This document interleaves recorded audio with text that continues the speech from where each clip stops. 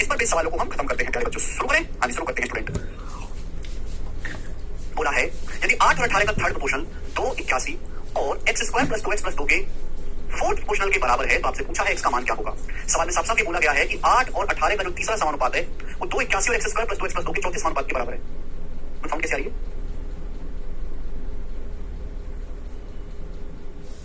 x का मान ज्ञात करें, बताइए जल्दी से। अब आप मुझे बताओ 8 और 18 का थर्ड प्रोपोर्शनल क्या होगा? 8 और 18 का थर्ड प्रोपोर्शनल होगा मेरे प्यारे भाई b square upon a। DOB का third proportional b square upon a क्या है मेरे प्यारे भाई? ये किसके बराबर है?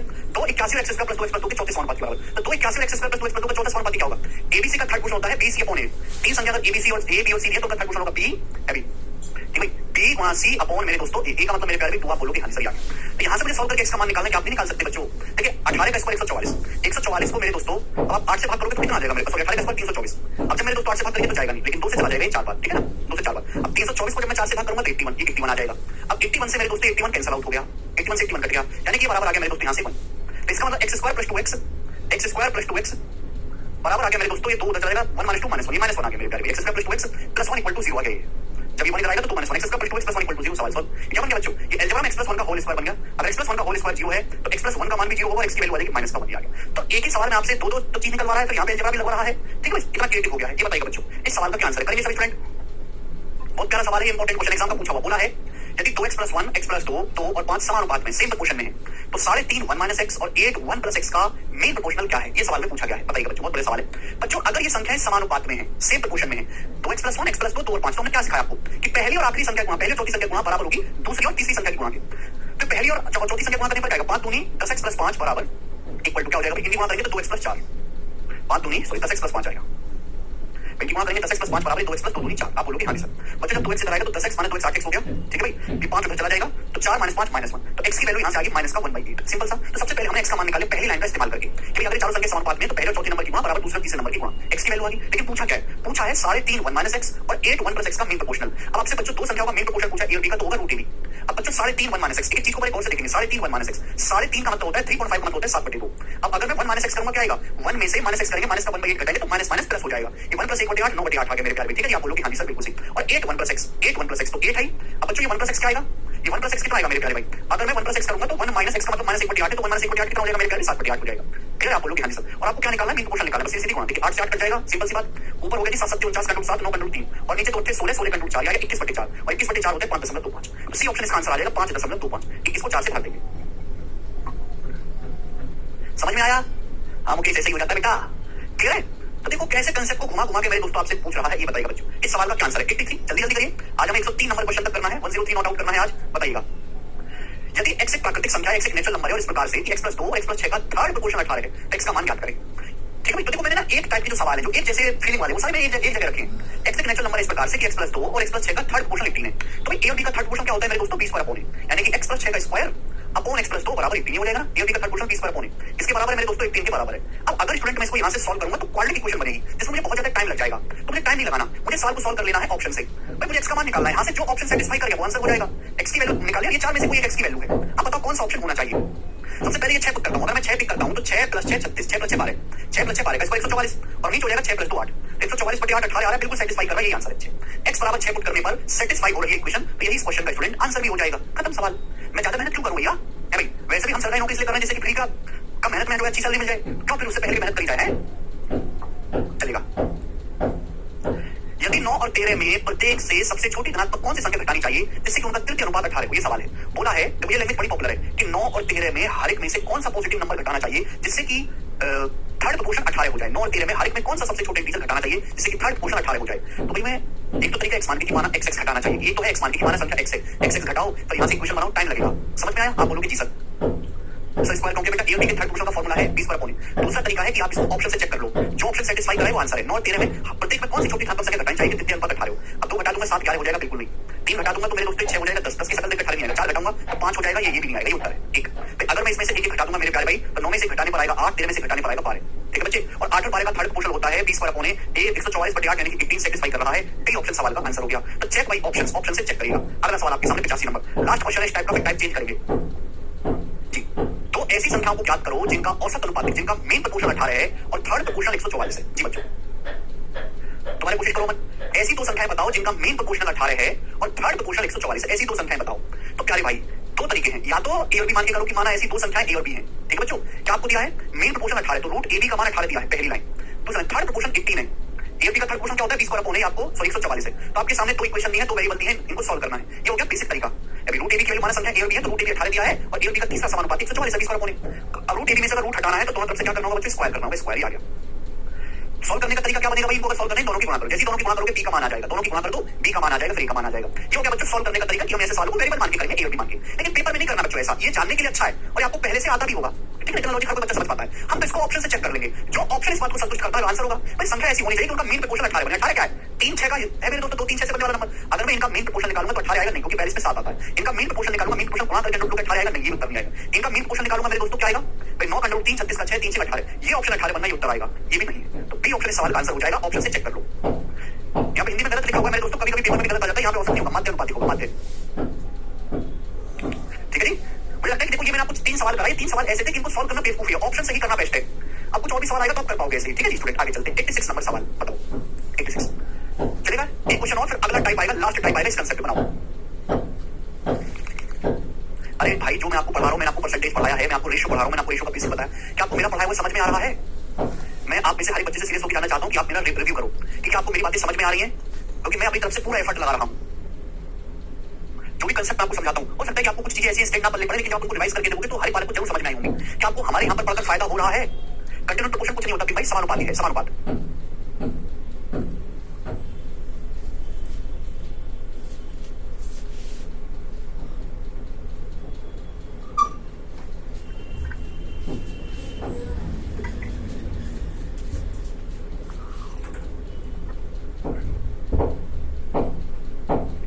तीन संख्याएं, देखो यहाँ पे परिभाषा बोले, तीन संख्याएं ए बी सी को कंटिन्यू प्रोपोर्शन में कहा जाएगा यदि A ratio B is in proportion of B ratio C. संख्या 1 7 और 25 में से प्रत्येक में कौन सी संख्या जोड़ी जानी चाहिए ताकि जो रिजल्टेंट नंबर आए वो इस ऑर्डर में हो, जो कंटिन्यू प्रोपोर्शन बने। देखो सवाल में पहले आपको परिभाषा बताई गई है, उसके बाद सवाल करने के लिए बोला गया कि तीन संख्या अगर आपके पास ए बी सी है, उनको हम निरंतर अनुपात में या कंटिन्यू प्रोपोर्शन में कहेंगे। यदि ए से बी का रेशियो बराबर बन जाता है बी से सी का रेशियो, अगर ऐसा हो गया तो ए बी सी को हम कहेंगे कि कंटिन्यू प्रोपोर्शन में, निरंतर अनुपात में। तो 1 7 और 25 में हर एक में कौन सा नंबर जोड़ा जाना चाहिए जिससे कि कंटिन्यू प्रोपोर्शन में बन जाए। तो मैं इसको भी ऑप्शन से ही चेक करूंगा, एक्स मान के तो करूंगा नहीं, तो भाई ऑप्शन से हम इसको चेक करेंगे। प्यारे बच्चों ध्यान से सुनिएगा, प्यारे भाई ऑप्शन से चेक करते हैं, ठीक है जी। अब जैसे यहाँ पे हम 2 मान लेते हैं, तो अगर मैं हर एक में 2 जोड़ूंगा तो क्या बनेगा, 3 9 और 27 ये संख्या बन जाएगी। तो क्या बच्चों ये बात सेटिस्फाई हो रही है, 3 से 9 का रेशियो क्या समानुपाती बन रहा है 9 से 27 के रेशियो के? हाँ जी बन रहा है, बिल्कुल सही बात सेटिस्फाई होगी, पहला ही ऑप्शन इसका आंसर हो जाएगा। क्योंकि 3 से 9 का रेशियो, 1 रेशियो 3 है, 9 से 27 का रेशियो बच्चों 1 रेशियो 3 है, तो 2 ही इसको सेटिस्फाई कर रहा है, ये सवाल का आंसर हो जाएगा। समझ में आया? आप बोलोगे जी बिल्कुल सही, कोई प्रॉब्लम नहीं है। अच्छा अनिश भाई आगे चलते हैं। अब यहाँ से नेक्स्ट वैरायटी आएगी और इस वैरायटी पे बच्चों मैं आपको 6 सवाल करवाऊंगा, 7 सवाल, बल्कि 6-7 सवाल। और अगर पिछले 3 सालों में सबसे ज्यादा पूछे जाने वाले 10 सवाल छाटे जाए ना कि ये सवाल सबसे ज्यादा आए पिछले 3 सालों में, तो उन सवालों में इस सवाल का भी अपना एक स्थान होगा। यानी कि ये रिसेंट समय का सबसे ट्रेंडिंग कंसेप्ट है, सबसे ट्रेंडिंग टाइप है। मैं आपको बिल्कुल बेसिक से धीरे धीरे समझाऊंगा कि एक बार अगर आपने कंसेप्ट पकड़ लिया, शॉर्टकट पकड़ लिया, सवाल को करेंगे शॉर्टकट से, तो आप ऐसे सवालों को मेरे प्यार में उड़ के करोगे। जी बच्चों सवाल number 87, what number should be added to each of the number. बोला है कि आपके सामने 4 संख्याएं दी, 103 135 110 और 144। इन चारों संख्याओं में हर एक में कौन सी संख्या जोड़ी जानी चाहिए, कौन सा नंबर जोड़ा जाना चाहिए जिससे कि परिणाम स्वरूप प्राप्त संख्या समानुपात में हो, जिससे कि संख्याएं जो है वो प्रोपोर्शन में हो, समानुपात में हो। हर एक में कौन सा नंबर जोड़ा जाना चाहिए, क्या नंबर हम इन चारों में ऐड कर दें जिससे कि सभी संख्याएं समानुपात में बन जाए। समानुपात में मतलब जो पहली 2 संख्याओं का रेशियो है वही बाद की 2 संख्याओं का भी रेशियो बन जाए। तो इस सवाल को करने के 3 तरीके हैं, ठीक है ना। पहला तो तरीका है कि ये क्वेश्चन आएगा, ऐसे पेपर में बहुत सारे सवाल है, हम ऑप्शन से चेक कर लेंगे बच्चों। चलो ऑप्शन से आप ही मुझे करके बताओ कि इसका आंसर क्या रहा है। ऑप्शन से एक एक ऑप्शन को मुझे 1 बाय 1 चेक करना पड़ेगा, एक एक ऑप्शन को मुझे 1 बाय 1 चेक करना पड़ेगा क्या सेटिस्फाई कर रहा है। नहीं बन सकता क्या? वेरी गुड, सब बच्चों ने बताया 9, वेरी गुड, सब बच्चों ने बता दिया कि सर 9 ऐड कर दो। भाई जैसे आप 9 ऐड करोगे हर एक नंबर में, 103 में 9 ऐड करेंगे 112, 135 में 9 ऐड करेंगे 144 आप बोलोगे हाँ जी सर। इस समानुपात में बनेगा, हाँ जी बनेगा। 110 में 9 ऐड करेंगे 119 और 144 में 9 ऐड करेंगे, 144 में 9 ऐड करेंगे 153, 144 प्लस 9 153। अब बताओ मेरे प्यारे भाई रेशियो यहाँ देखेंगे, ये किसे आ रहा है 16 से, 16 7 112, 16 9 144, 16 किसे 17 से, 17 7 119, 17 9 153, 17 6 102। तो समानुपात में बनेगा 7 रेशियो में 7 रेशियो, तो सी ऑप्शन इसका आंसर है, ठीक है ना बच्चों, ठीक है। तो ये तो आप समझ गए, ठीक है ना। अब अगर एक्स के अलावा कुछ और पूछ लेता मेरे प्यारे भाई तो कैसे करते, या इसके आगे सवाल बढ़ा देता, तो हम इसका जानेंगे बेसिक। बेसिक से कैसे सॉल्व होगा, एक्स मान के कि 103 135 110 144 पे हर एक में कौन सा नंबर जोड़ा जाना चाहिए जिससे कि संख्याएं समानुपात में हो जाए। तो मैंने मान लिया कि माना हर एक में एक्स जोड़ा जाना चाहिए, माना हर एक नंबर में चारों में से हर एक संख्या में एक्स जोड़ने पर ये संख्याएं समानुपात में हो जाएंगी, तो मुझे एक्स का मान निकालना है। अब बताओ बच्चों 103 में एक्स जोड़ेंगे तो क्या हो जाएगा, 103 में एक्स जोड़ेंगे तो 103 प्लस एक्स हो जाएगा। आगे वाला नंबर 135 में एक्स जोड़ेंगे तो 135 प्लस एक्स हो जाएगा। तो समानुपात का मतलब होता है, प्रोपोर्शन का मतलब होता है कि जो पहली 2 संख्याओं का रेशियो वही बाद की 2 संख्याओं का रेशियो बन जाए। अब 110 में एक्स जोड़ेंगे बच्चों तो 110 प्लस एक्स हो जाएगा कि माना हर एक संख्या में एक्स ऐड करने पर प्रोपोर्शन में सबसे आखिर में 144 है, 144 में x ऐड करने पर 144 प्लस x हो जाएगा। तो ये इक्वल होना चाहिए मेरे प्यारे भाई। जो पहली दो संख्याओं का रेशियो है वही आखिरी दो संख्याओं का रेशियो वही बराबर होना चाहिए। अब मुझे यहाँ से सॉल्व करके x का मान निकालना है, समझ में आया? यहाँ से सॉल्व करके हमको x का मान निकालना है, ठीक। अब अगर स्टूडेंट आप यहाँ से कैंची की गुणा करोगे, कैंची की गुणा अगर आप यहाँ से करोगे तो केवल गुणा ही करते रह जाओगे, पागल हो जाओगे, आपका उत्तर नहीं आएगा। ये पूरा पेपर में शायद एक भी सवाल सॉल्व ना हो। इसका मतलब हमें कुछ इस कैलकुलेशन को यहाँ से सॉल्व करके x का मान निकालना है। इस कैलकुलेशन को कम करने का हमें एक शॉर्टकट बताना सोचना पड़ेगा और वो शॉर्टकट मैं आपको समझाऊंगा। सिखा आजकल तो सारी टीचर्स रहे शॉर्टकट, लेकिन वो रटवा देते कि ऐसे ऐसे करना है, ऐसे गुणा कर लेना। लेकिन मैं आपको इसके पीछे कारण भी बताऊंगा कि ऐसा क्यों करना है। चलो मेरे प्यारे, मैं आपको कंसेप्ट समझाता हूँ, कंसेप्ट को ध्यान से सुनेगा मेरे प्यारे भाई। मैं आपके सामने कंसेप्ट समझाता हूँ, ध्यान सुनेगा कंसेप्ट। और ये कंसेप्ट बहुत इंपॉर्टेंट है। मैं आपके सामने कंसेप्ट समझाऊंगा, ध्यान से चीज को लिसन करिएगा बच्चों। स्टूडेंट मैं आपके सामने लिखता हूं 23 बटे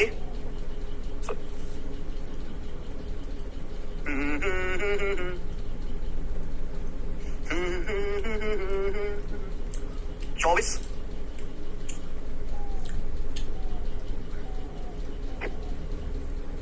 चलो ऐसे लिख लेते हैं बच्चे 24 बटे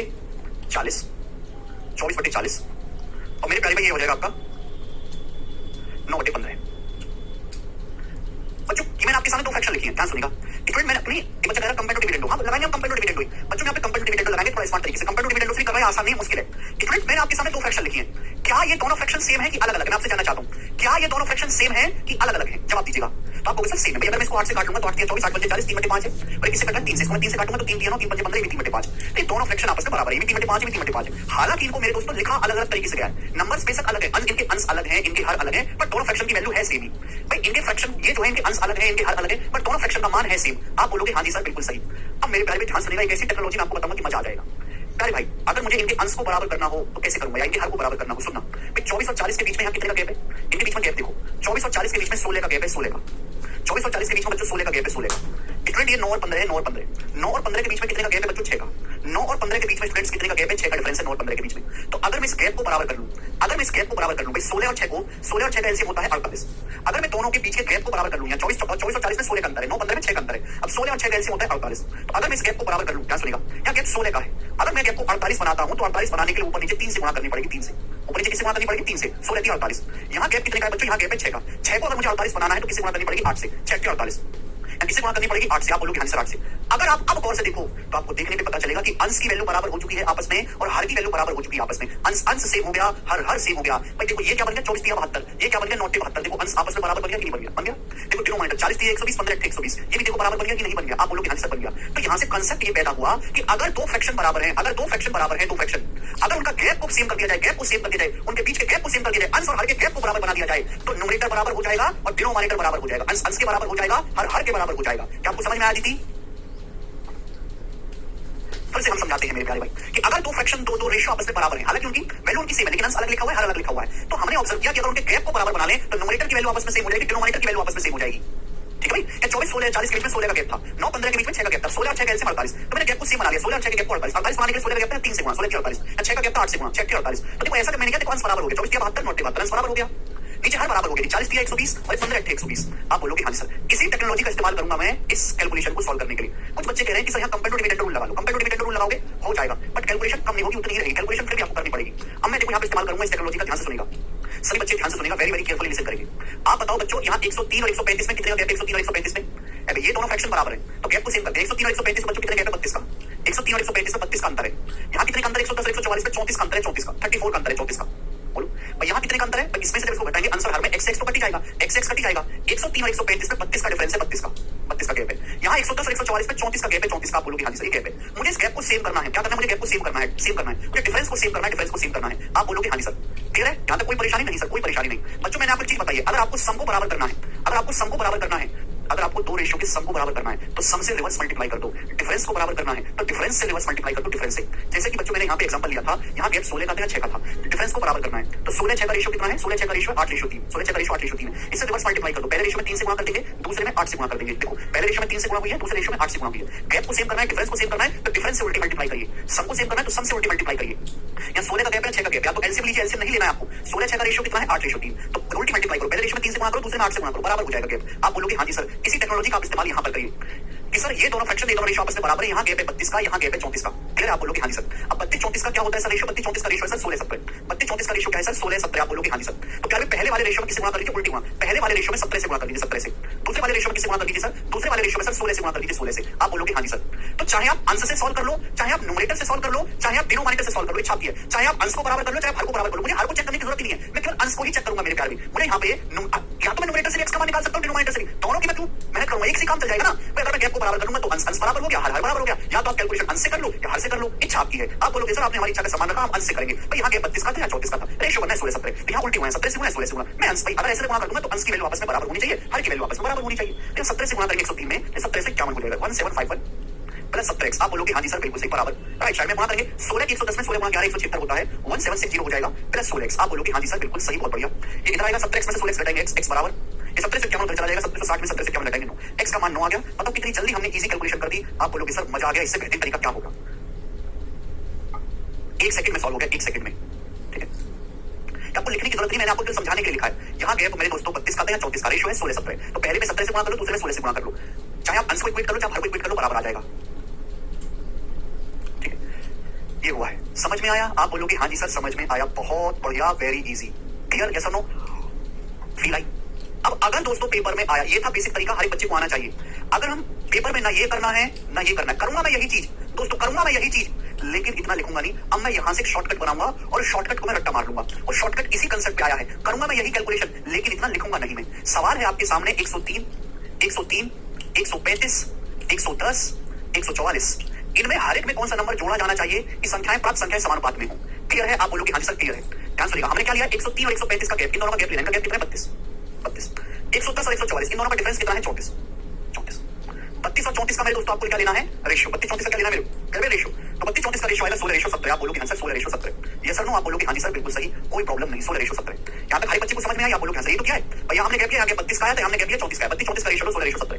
देखो हमको ध्यान देना है, या तो बच्चों या तो आप पहले तीसरे नंबर पे ध्यान दीजिए, आप दूसरे चौथे नंबर पे ध्यान दीजिए। छाप क्या था? पहले तीसरे नंबर पे ध्यान दो या दूसरे चौथे पे। मैं तो पहले और तीसरे नंबर पे ध्यान देता हूँ, है ना। ये तो अंश बनेंगे, ये तो अंश होंगे, ये नीचे दूसरे चौथे बनेंगे, ऐसे क्रॉस मल्टीप्लाई। 17 की 103 में गुणा करेंगे, 17 से 51, 16 की 110 में से मल्टीप्लाई करेंगे मेरे दोस्तों 1760। इनका लेना है मेरे दोस्तों आपको डिफरेंस, इनका क्या लेना है? डिफरेंस। तो ऐसे क्रॉस मल्टीप्लाई करो, 17 से 51 और 1760, डिफरेंस कितना है बच्चों? डिफरेंस है 9। उसको किससे डिवाइड करना है? उसको डिवाइड करना है रेशियो का, 16 और 17 का डिफरेंस। रेशियो का डिफरेंस क्या है मेरे दोस्तों? रेशियो का डिफरेंस यहाँ पर 16-17 का 1। 16-17 का डिफरेंस कितना है? 1 से भाग करेंगे बच्चों, याद रखना। 17x और 16x का डिफरेंस कितना है? 1x। ठीक है, तो अगर डिफरेंस एक की वजह कुछ और आता तो नंबर बट्टी में आता, सब 17x 16x की बजाय 15x होता, तो 17-15 का डिफरेंस 2x आता तो 2 बट्टी में जाता। यानी कि मेरे दोस्तों यही डायरेक्ट आपकी x की वैल्यू है, यही आपके x का मान। ये बना शॉर्टकट। अमन कह लेकिन सर ऑप्शन से करना वेरी इजी। अमन बेटा ये सवाल पेपर में आएगा नहीं, सवाल तो इसके आगे आएगा पेपर में। 17 की 103 में वहां 17 से 51, ये 1760, इनका डिफरेंस 9, 16 और 17 का डिफरेंस 1 से भाग करेंगे, x का मान आएगा। ये आप कुछ भी लिखने की जरूरत नहीं है, ना ये लिखना है ना आपको ये लाइन लिखनी है। नहीं आया होगा समझ में? एक सवाल मैं आपको और बताता हूं। ये रहा सवाल आपके सामने। बोला है जब x को 9, 15, 21 और 31 हर एक में जोड़ा जाता है तो संख्याएं समानुपात में होती हैं। संख्या 3x - 2 और 5x + 4 का मीन प्रोपोर्शनल ज्ञात करें। बोला है जब x को इन चारों में से हर एक में जोड़ा जाता है तो संख्याएं समानुपात में होती हैं। तो आपसे पूछा है 3x - 2 और 5x + 4 का मीन प्रोपोर्शनल, यानी कि आपसे पूछा है दो संख्याओं का मीन प्रोपोर्शनल क्या होता है? √ab, यानी कि √3x - 2 गुणा 5x + 4 की वैल्यू आपसे पूछिए। बच्चों ये सवाल तभी सॉल्व होगा, ये सवाल स्टूडेंट्स तभी सॉल्व होगा जब आपको x का मान पता चलेगा। तो हमारी जिंदगी का मकसद x का मान पता करना है। अब यहाँ x का मान ऑप्शन से तो नहीं निकलेगा, ये तो ऑप्शन से होने वाला सवाल नहीं है। दिस सवाल will not solve by option. यहाँ तो आपको x का मान निकालना पड़ेगा। चलेगा, x एक ऐसी संख्या है जिसको 9, 15, 21 और 31 इन चारों में जोड़ने पर, प्रत्येक में जोड़ने पर संख्या समानुपात में हो जाती है। तो मेरे दोस्तों इसकी वैल्यू आपसे पूछे तो पहले x निकालना पड़ेगा। What is x? तो बच्चों मैंने अभी आपको शॉर्टकट समझाया। 9 और 15 का डिफरेंस, इनका डिफरेंस लीजिए। 9 और 15 का डिफरेंस कितना है प्यारे बच्चे? 9 और 15 का डिफरेंस है 6। 21 और 31 का डिफरेंस कितना है? 10। तो 6 10 का रेशियो कितना है? 6 और 10 का रेशियो कितना है? 2 से चला जाएगा। 6 और 10 का रेशियो कितना है? 3:5। 3:5। ये 6 का डिफरेंस है, 10 का डिफरेंस है, 3:5। आप बोलोगे सर ऐसे क्रॉस मल्टीप्लाई पहले बार तीसरे में 9 पंजे 45, 21 3 63। 9 पंजे 45 और 63 का डिफरेंस देखना है। 18 आएगा, 45 63 का डिफरेंस 18 18 आ गया मेरे दोस्त। आप बोलोगे सर 18 को किससे डिवाइड करेंगे? भाई रेशियो का डिफरेंस 3 और 5 का डिफरेंस कितना है? 3 और 5 का डिफरेंस है 2 से डिवाइड करेंगे। 9 आ गया x। तो x का जो मान है 9 आ गया। तो पहले आपको x का मान निकालना पड़ा। 9 निकालिए x का मान 9। अब x का मान 9 आ गया तो आप यहाँ पे रख देंगे। 9 या 27 - 2 25, 25 का √5, 9 पंजे 45, 4 49, 49 का √7, यानी कि 35 सवाल का आंसर आ गया। तो हर जगह ऑप्शन की उंगली काम नहीं आती, इसलिए कंसेप्ट आपको पता होना चाहिए। समझ में आया? यहां तक की बात क्लियर हुई? तो पहले आपको x पता करना है, फिर उसके बाद मेरे दोस्तों ये हो जाएगा। ठीक है ना? ओके, x हमें तो पता चलेगा नहीं x की वैल्यू यहां से, ऑप्शन से नहीं होगा। हाँ देखिए, अगर आप थोड़े समझदार हैं तो अगर आप थोड़े समझदार हैं तो इस सवाल के जो आंसर है वो इंटीजर है, पूर्णांक के दशमलव या रूट में तो नहीं, सवाल के आंसर इंटीजर है। अगर इस सवाल के आंसर इंटीजर है, एक और मैं आपको तरीका बताता हूं, हिट एंड ट्रायल, केवल बहुत ज्यादा दिमाग वाले बच्चों के लिए।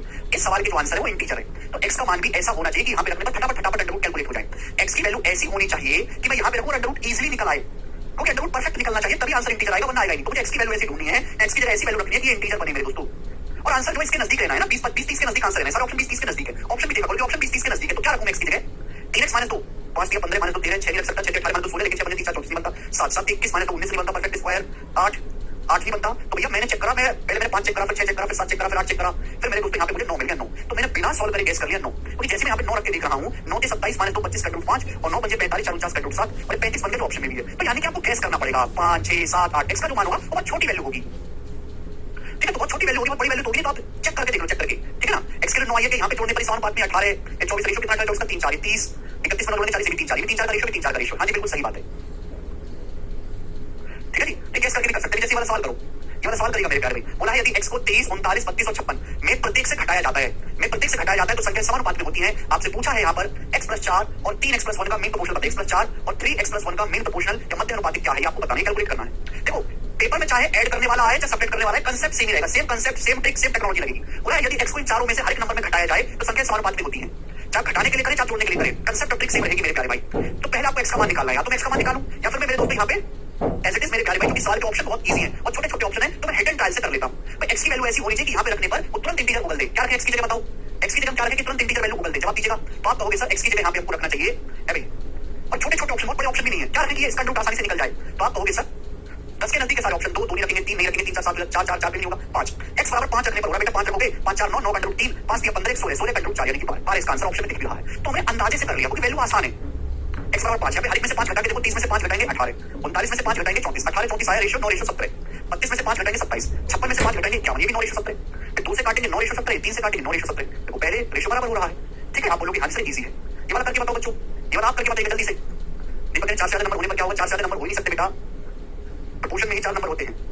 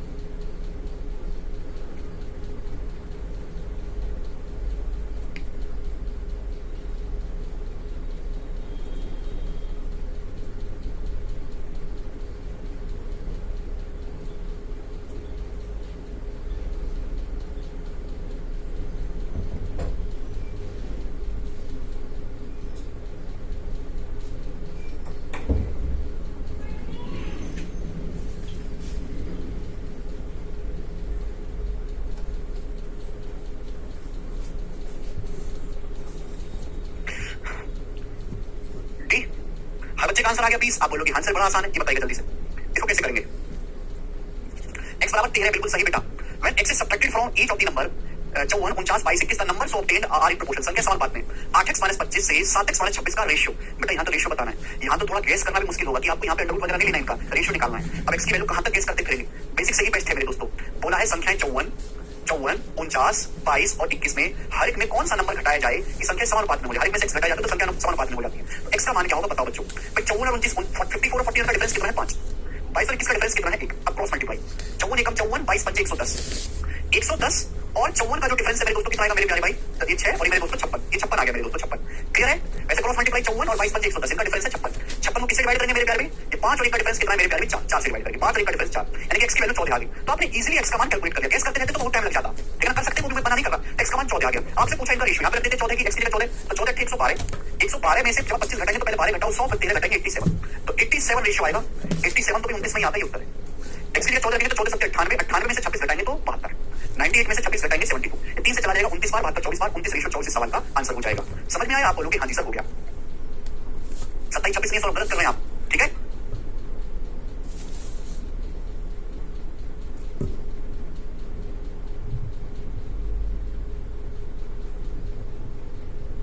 बताओ जल्दी से क्या आंसर है? सर 56 कैसे आया? अरे भाई ऐसे क्रॉस मल्टीप्लाई करके डिफरेंस लेना है, कब तक तुमको हम ये बात बताते रहेंगे यार? एक बात को 10 बार बताते, एक टाइप के 10 सवाल हो रहे हैं, फिर भी नहीं कर रहे। बताओ जल्दी से क्या आंसर है? सोनू पूछे सब क्वेश्चन पूछेगा तभी अंडर रूट लगाना है क्या? हाँ जी सोनू, जब नहीं पूछेगा तो नहीं लगाएंगे। ये बताइएगा, जब 22, 38, 31 और 55 में से हर एक संख्या में x घटाया जाता है तो इस क्रम में प्राप्त संख्या समानुपाती होती है। जब इनमें से हर एक संख्या में x घटाते हैं तो संख्या समानुपाती में होती है। तो पूछा है x + 5 और 3x - 2 के बीच मध्य अनुपाती क्या है? जो पूछा जाएगा वही तो निकालोगे। यहाँ पे रेशियो नहीं पूछा, मध्य अनुपाती पूछा तो मध्य अनुपाती लीजिएगा। x + 5 और 3x - 2 का मेन पोर्शन आपको निकालना है, तो मेन पोर्शन क्या होगा? a और b का रूट a भी होगा। आप बोलोगे हाँ जी सर। अब मुझे यहाँ से सॉल्व करके x का मान निकालना है। अब देखो इस समय ना हर सीक्वेंस का सवाल लिया है, जैसे कि आपको जो है बुद्धि खोले, यहाँ पे आंसर अंडर रूट में है तो x की वैल्यू भी ऐसी होगी, अंडर रूट होकर नहीं होगी। तो x गेस करने से बढ़िया है कि आप जो है सॉल्व भी करो, x का मान निकाल लो। है भाई, बोला है x एक ऐसी संख्या है जिसको 22, 38, 31 और 55 प्रत्येक में से घटाने पर संख्याएं समानुपात में। तो x का मान क्या होगा? जवाब दो। अब 22 और 38 का डिफरेंस कितना है? 16 16 आ गया। 35 और 31 का डिफरेंस वही 55 है, 55 है सॉरी। 55 और 31 का डिफरेंस कितना है? 24 आ गया। भाई दोनों का डिफरेंस कितना है? 16। इन दोनों का डिफरेंस कितना है? 24। अब 16 24 का रेशियो क्या है? ये आपका 8 से चला जाएगा, 8 दूनी 16, 8 24, डिफरेंस का रेशियो ले लिया करो। फिर ऐसे क्रॉस मल्टीप्लाई, 22 दिया 66 और 31 दूनी 62। अब x की वैल्यू क्या आएगी? 22 दिया 66 और 62, 66 और 62 का डिफरेंस कितना आएगा? 4। ऐसे क्रॉस मल्टीप्लाई करके डिफरेंस लेना, 4 को भाग करेंगे किससे? रेशियो का डिफरेंस क्या है? 2 और 3 का डिफरेंस है 1 1 से। x की वैल्यू यहां से सॉल्व करने पर 4 आ गई और 1 सेकंड में निकाल लिया हमने, कोई मुश्किल नहीं कैलकुलेशन। x की वैल्यू 4 आ गई, वो यहां रख देते हैं। 4 5 9 9 अंडर रूट 3, 4 दिया 12, 12 माने तो 10, 12 माने तो 10, 10 का रूट 10 आ जाएगा। तो 3 रूट 10 इसका आंसर है। डी ऑप्शन कर पाएंगे? सब बच्चों का आंसर आ रहा है। क्लियर है स्टूडेंट्स? आप बोलोगे हाँ सर क्लियर है जी। लास्ट क्वेश्चन करेंगे इस टाइप पे, लास्ट क्वेश्चन बनाओ, लास्ट क्वेश्चन।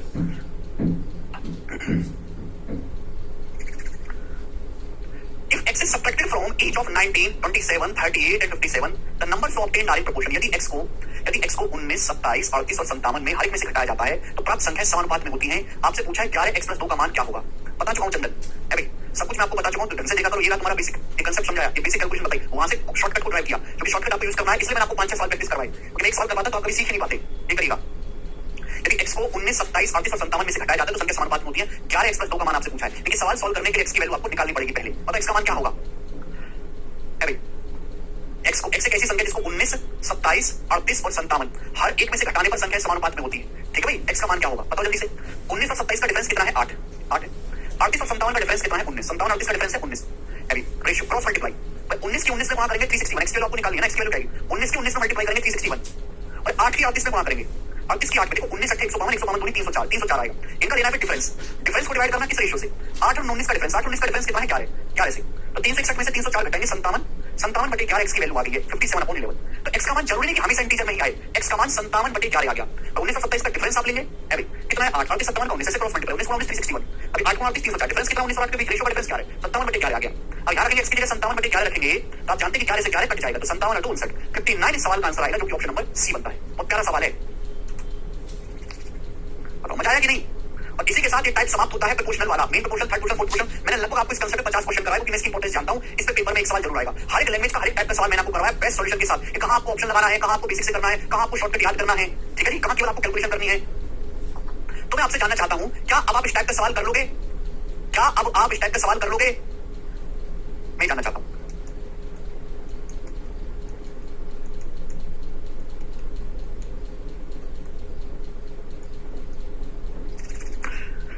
जी कर लेंगे मेरे दोस्तों, मुझे आप पे पूरा विश्वास है।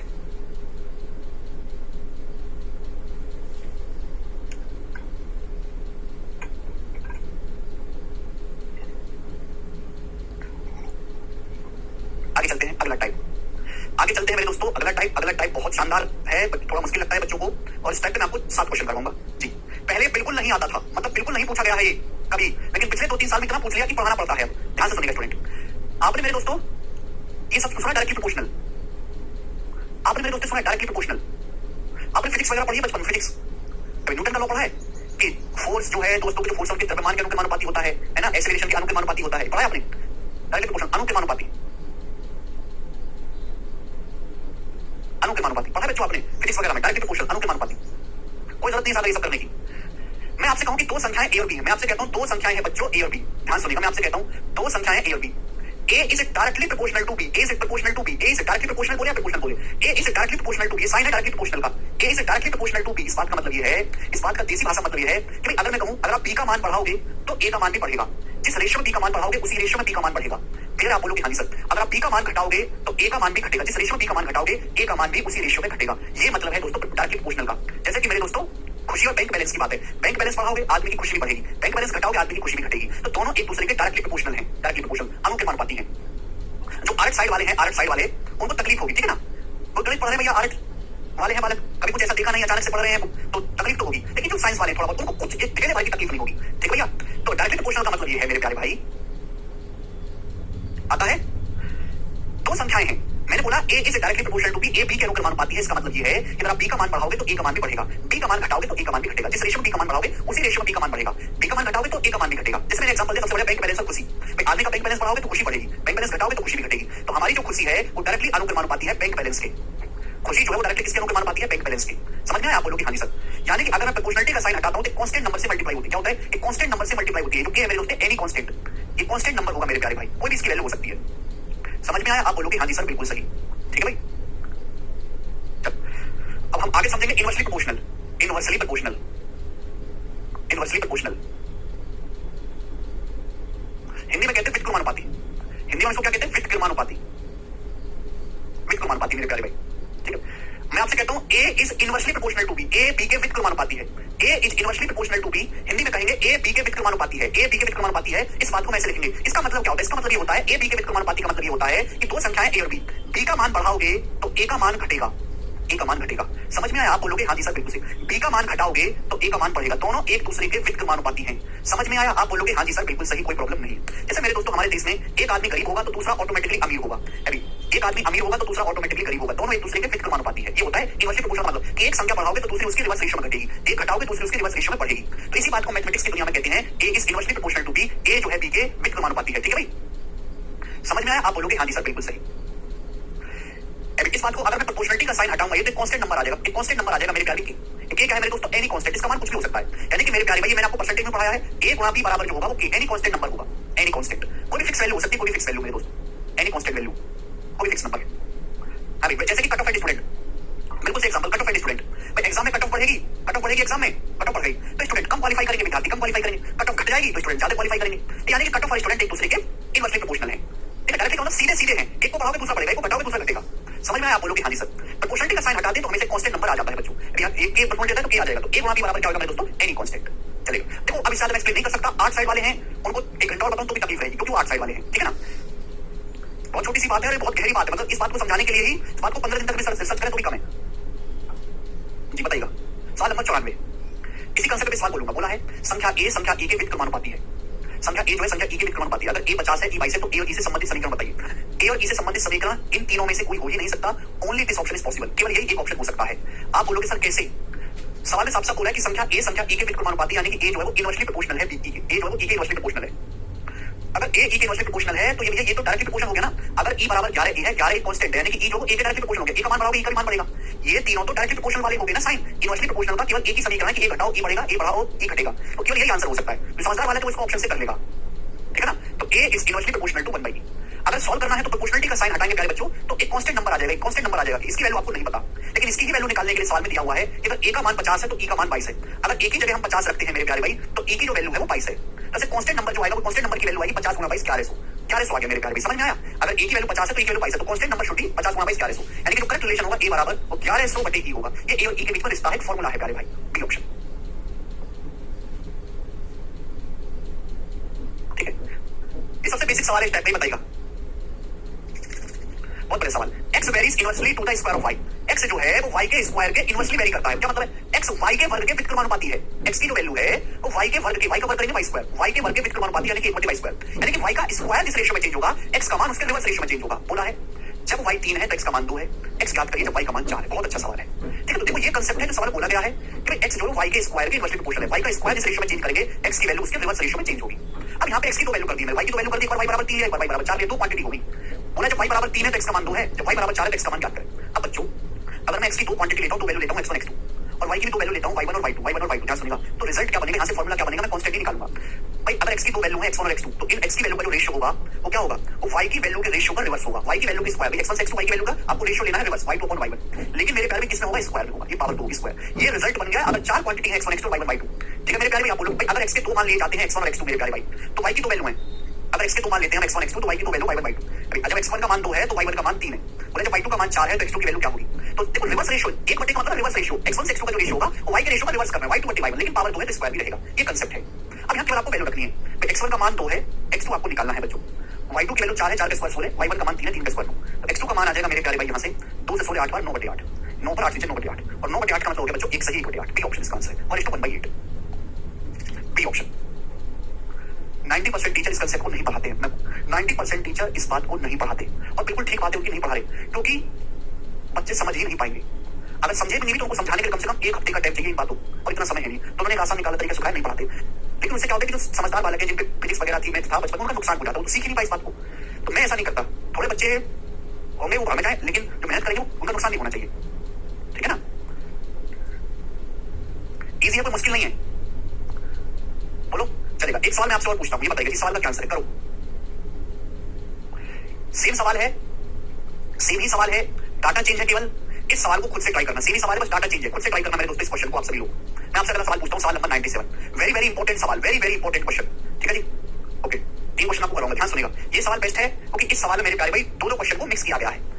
x varies inversely as root y and directly as w। x जो है, ये जो x है, ये y के इनवर्सली प्रोपोर्शनल है, x जो y के इनवर्सली प्रोपोर्शनल है, रूट y के, सॉरी x का जो मान है y के रूट के इनवर्सली प्रोपोर्शनल है, तो इस बात एंड डायरेक्टली एज w, और x जो है, x की जो वैल्यू है वो w के डायरेक्टली प्रोपोर्शनल है, w के सीधे वैल्यू के मान पाती है। समझ में आया, x varies inversely as root y and directly as root w, यानी कि w का मान जिस रेशियो में चेंज होगा x का मान उसके उसी रेशियो में चेंज होगा। तो बच्चों अगर मैं दोनों को कंबाइन करता हूं, अगर मैं दोनों को कंबाइन करता हूं मेरे प्यारे भाई, ठीक है ना, तो बताओ बच्चों क्या बन जाएगा, बन जाएगा w, x का मान w के डायरेक्टली प्रोपोर्शनल है और y के इनवर्सली प्रोपोर्शनल है, यानी कि रूट y। आप बोलोगे हां जी सर बिल्कुल सही, कोई प्रॉब्लम नहीं है, ठीक है जी। ये कंसेप्ट बना जो आपको सवाल में दिया गया है, ये कंसेप्ट बना जो आपको सवाल में दिया हुआ है। अब जो आपसे पूछा उसको देखेंगे। देखो बार बार फॉर्मूला लिखने की मेहनत मत किया करो। बोला है जब x 18 है तो w 5 है, y का मान 20.25 है। जब x का मान 8 है, x1 है, ये है x1, ये है w1, ये है y1। जब x1 का मान 8 है तो w1 5 है, y1 20.25 है। अगली वैल्यू, अगर हम x2 की वैल्यू को 18 कर दें, w2 का मान 3 कर दें, तो y2 का मान क्या होगा, ये सवाल है मेरे दोस्तों। क्योंकि आप गधे हो तो मैं इसको लिख के बता देता हूं कि भाई x की अगर दो वैल्यू ली जाए, x1 और x2, तो x1 से x2 का जो रेशियो होगा, x1 से x2 का जो रेशियो होगा क्या होगा, वो डायरेक्टली रेशियो w1 से w2 का लेना है, w1 से w2 का। लेकिन y इनवर्सली प्रोपोर्शनल, y के रेशियो का लेना रिवर्स, y के रेशियो का लेना रिवर्स, y2 बटे y1। लेकिन बेटा y पे लगा है अंडर रूट, लगेगा अंडर रूट, ये फार्मूला बनेगा। अगर इसकी दो क्वांटिटी ली जाए, x1 से x2, तो उनका जो रेशियो होगा w के डायरेक्टली प्रोपोर्शनल है, w1 बटे w, तो x का रेशियो y w का रेशियो है, लेकिन y के रेशियो का लेना रिवर्स, y2 बटे y1 और अंडर रूट लगा हुआ है। ये हो गया मेरे दोस्तों कंसेप्ट। अब केवल आपको वैल्यू रखनी है, भाई x1 की वैल्यू 8 है, 18 मेरे दोस्तों, w1 आपका 5 है मेरे दोस्तों, ये बाद में 3 है, आप बोलोगे हां जी सर। ये y2 मेरे दोस्तों आपको निकालना है, और y1 कितना होगा 20.25, 20.25, आप बोलोगे हां जी सर बिल्कुल सही। अब 20.25 का अंडर रूट 4.5, 45 का स्क्वायर होता है 2025, 20.25 का जो अंडर रूट है, जो 20.25 का अंडर रूट है, ये 4.5 आ जाएगा, 4.5। अब 4.5 से 18 4 बार कटेगा, 4 से 8 2 बार कटेगा, 2 बार, 3 की तरफ आओगे तो 3 6, 6 बटे 5 आएगा 1 पॉइंट, 2 की 3 में 5 है, 6 को 5 से भाग करेंगे 1.2 आ गया अंडर रूट y2, दोनों तरफ से स्क्वायर करेंगे तो 1.2 का स्क्वायर 1.44, ये वैल्यू आ गई y2 की, और इस क्वेश्चन का आंसर है ऑप्शन नंबर है ए।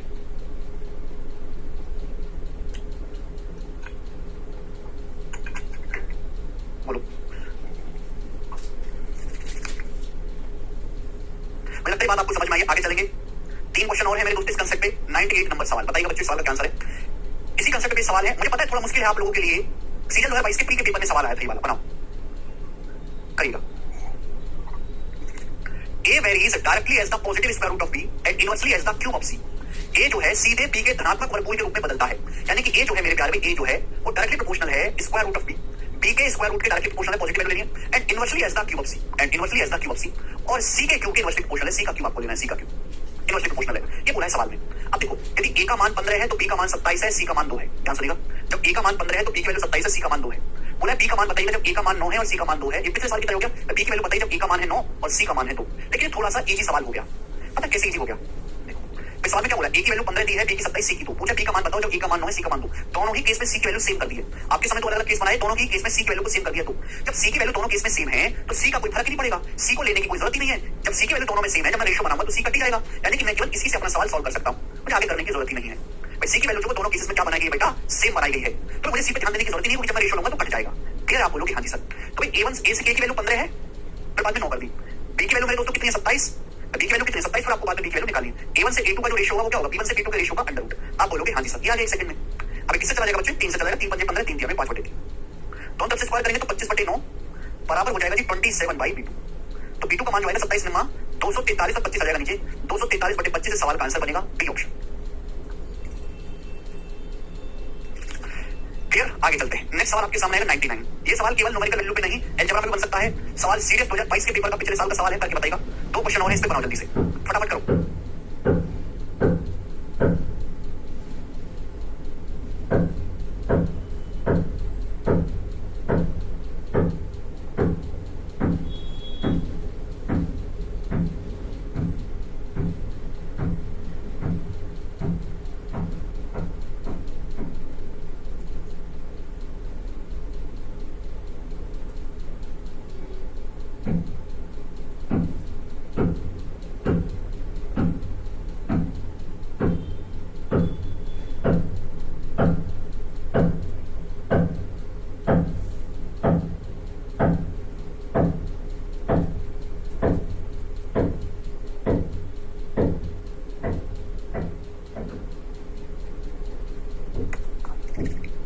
यदि a cube plus b cube a square minus b square के समानुपाती है तो a square minus a b plus b square किसके समानुपाती होगा? बोलो भाई, a cube plus b cube किसके समानुपाती है? A square minus b square के। ठीक है भाई, समानुपाती मतलब होता है सेम रेशियो। तो पूछा है a square minus a b plus b square किसके समानुपाती होगा? समानुपाती होने मतलब किसके प्रोपोर्शनल होगा, यानी कि जो इन दोनों का रेशियो है वो ये बनना चाहिए। अब ये अलजेब्रा का कांसेप्ट है students. A cube plus b cube को a square minus a b plus b square से भाग देंगे तो क्या आएगा? गलती कर रहे हैं आप। A cube plus b cube को a square minus a b plus b square से भाग देंगे तो ए प्लस बी आएगा, ए प्लस बी। समझ में आया? A cube plus b cube का फॉर्मूला होता है ए प्लस बी, तो a square minus a b plus b square. Question mark आपको निकालना है। A square minus b square को ए प्लस बी से डिवाइड करेंगे तो ए माइनस बी तो बचेगा, ये आंसर है a option. A square minus b square upon a plus b, a minus b बचा। Simple, this is algebra, nothing else. बताइए 100 number question. Yes, this is the last question. इस language का एक ही सवाल करवा रहा हूं, हालांकि एसएससी में तो अभी ये लैंग्वेज नहीं पूछी, बट सीरीज में पूछिए। कुछ टाइम जा रहा है, एसएससी में भी पूछेगा इस लैंग्वेज को। बनाओ, करिए। But if p varies directly as q and inversely as the square of r, यदि p सीधे q के समानुपाती है, p जो है वो सीधे q के समानुपाती है, p is directly proportional as q and inversely as the square of r, और r के स्क्वायर के इनवर्सली प्रोपोर्शनल है, और r के स्क्वायर के इनवर्सली प्रोपोर्शनल है। आप बोलोगे हां जी सर बहुत बढ़िया, ये बात समझ में आई। p जो है मेरे प्यारे बच्चे वो q के डायरेक्टली प्रोपोर्शनल है और r के स्क्वायर के इनवर्सली प्रोपोर्शनल है। What the percentage increase in p? p के मान में कितना परसेंटेज इंक्रीज आएगा p के मान में यदि q को 20% बढ़ा दिया जाए और r को 20% घटा दिया जाए? प्यारे स्टूडेंट्स, बोला है p के मान में what the percentage increase in p? p के मान में कितना परसेंटेज इंक्रीज आएगा अगर मेरे प्यारे भाई क्यों की वैल्यू को 20% बढ़ा दिया जाए? क्यों की वैल्यू को 20% बढ़ाने का मतलब, क्यों का मान मेरे दोस्तों अगर पहले 20% की वैल्यू होती है 1/5, क्यों का मान अगर पहले 5 था तो 5 से बढ़ा के 6 कर दिया, और r की वैल्यू को 20% बढ़ा दी, r को 20% डिक्रीज कर दिया 1/5, यानी कि r की वैल्यू 5 थी तो 5 से घटा के 4 कर दी। तो p के मान में कितना चेंज आएगा मेरे दोस्तों? नहीं निकाल सकते भाई। सपोज p की वैल्यू पहले p1 थी, अब वो वैल्यू p2 हो गई, तो p1 से p2 का जो रेशियो होगा उस q1/q2 p जो है q के डायरेक्टली प्रोपोर्शनल है, तो q1/q2 q का मान पहले 5 था, 6 हो गया, q1 का मान पहले 5 था, 6 हो गया, मल्टीप्लाई। अब r की बात करें तो r का है स्क्वायर, स्क्वायर करना होगा बट रिवर्स रेशियो में, इनवर्सली ना रिवर्स रेशियो में। r का मान पहले 5 था, 4 है, तो रिवर्स रेशियो में 4 5। ठीक है, आप बोलोगे हां सर, और मुझे पहले करना पड़ेगा स्क्वायर। इनवर्सली का मतलब r की रेशियो का आपको रिवर्स करना है, फिर उसका स्क्वायर करना है। तो p1 से p2 का जो रेशियो आएगा मेरे प्यारे को कितना आएगा बताइएगा? अब 4 का स्क्वायर पर 16 है, अभी देखो 5 गुणा 4 का स्क्वायर 16 बटे 6 गुणा 25 ही आ गया।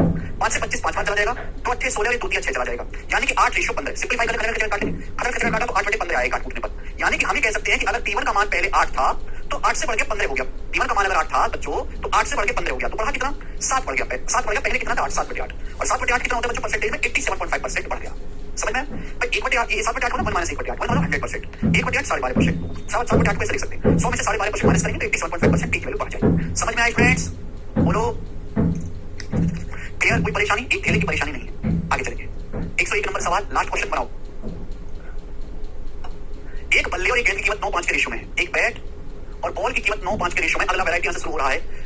बल्ले की कीमत गेंद से 380 रुपए ज्यादा है, गेंद की कीमत बताओ।